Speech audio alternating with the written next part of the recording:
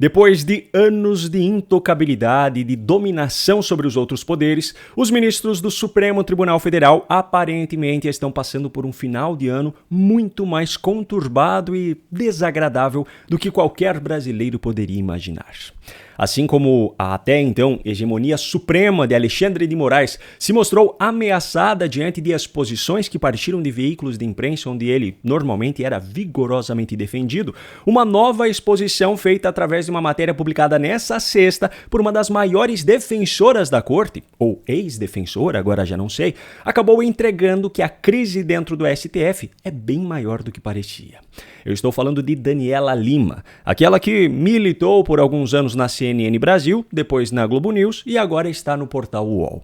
Para que você tenha ideia do nível de intimidade que ela tem com alguns integrantes da corte, foi ela quem revelou durante o julgamento do núcleo 1 da suposta tentativa de golpe, por exemplo, que os demais ministros da primeira turma combinaram de nem olhar na direção de Luiz Fux quando perceberam que o colega estava divergindo do posicionamento já claramente combinado entre todos. É esse nível de picuinha interna que ela tem acesso. Pois bem, dessa vez ela revelou que a crise dentro da Suprema Corte, nesse momento, vai muito além do escândalo envolvendo Alexandre de Moraes, sua esposa, o Banco Master e o Banco Central.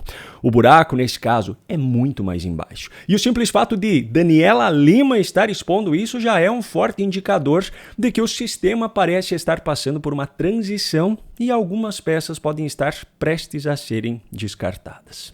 Diferentemente do que já aconteceu em um passado não muito distante, onde cenas de conflitos entre ministros do STF eram protagonizadas durante as próprias sessões, com transmissão ao vivo e com direito a palavras de baixo calão, dessa vez o palco está em profunda calmaria, enquanto o circo pega fogo nos bastidores. A figura central nessa crise é Edson Fachin, que assumiu recentemente a presidência do Supremo Tribunal Federal e resolveu, não sei se com boas ou com más intenções, cobrar um certo moralismo por parte dos seus colegas. Desde já é preciso deixar claro que Edson Fachin não tem nada de inocente. Por trás daquela cara de bom velhinho se escondem decisões como a anulação das condenações de Lula, por exemplo. Mas o fato é que agora ele surgiu com essa história de que é necessário existir um código de conduta para a magistratura, principalmente para o próprio STF. Pois é, segundo Daniela Lima, em matéria publicada na manhã desta sexta-feira, essa situação tem causado uma divisão interna na corte e tem colocado Fachin no centro do que ela classifica como uma artilharia pesada. No decorrer do texto, ela traz uma série de relatos dos próprios ministros, externando sua indignação, e isso por si só já é de uma incredulidade sem tamanho. Como eu sempre digo, e como a própria legislação brasileira diz muito claramente, é dever de um magistrado agir com discrição e de forma compatível com o seu cargo, e fazer fofoca sobre os colegas para a imprensa definitivamente não faz parte das suas atribuições. Só que isso, infelizmente, é mais uma daquelas aberrações que são tratadas como normal no Brasil. Enfim, segundo a matéria, os ministros alegam que Fachin utilizou-se da corrida da imprensa por novidades sobre o caso do Banco Master, incluindo o envolvimento de Alexandre de Moraes e de Dias Toffoli, para reforçar o debate sobre o tal código de conduta.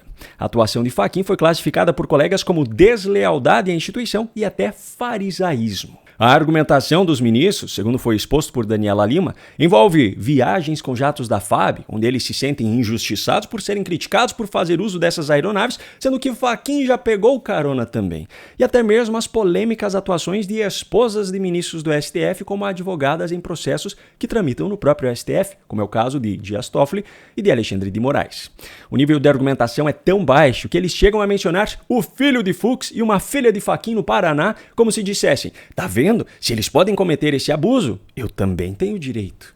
Mas nada supera os argumentos transcritos por Daniela Lima na matéria, sem citar a fonte de cada um deles. Abro aspas. É preciso colocar a bola no chão e ver, por exemplo, que a autodeterminação dos tribunais é regra constitucional. Qualquer iniciativa, portanto, deve ser discutida internamente. Fecho aspas. E essa gente ainda tem a cara de pau de dizer que atua em defesa da democracia. É muito fácil pagar de democrata em público, enquanto não abre mão dos poderes ditatoriais do seu próprio tribunal.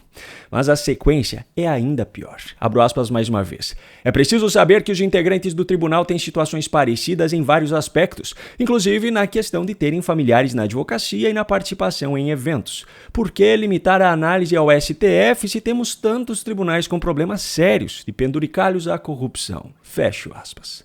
Primeiro ponto. Quer dizer então que os problemas do STF não são sérios? Agora o segundo e principal ponto. A Suprema Corte deste país não deveria ser o maior exemplo para todo o restante do judiciário? Em vez disso, esse ministro usa as regalias e as ilegalidades existentes nas demais instâncias para justificar os absurdos que acontecem no STF.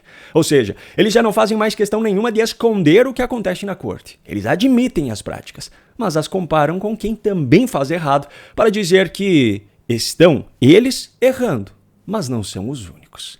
Agora eu pergunto a você que assistiu até aqui. É possível confiar ainda em alguma coisa que venha de dentro desse lugar?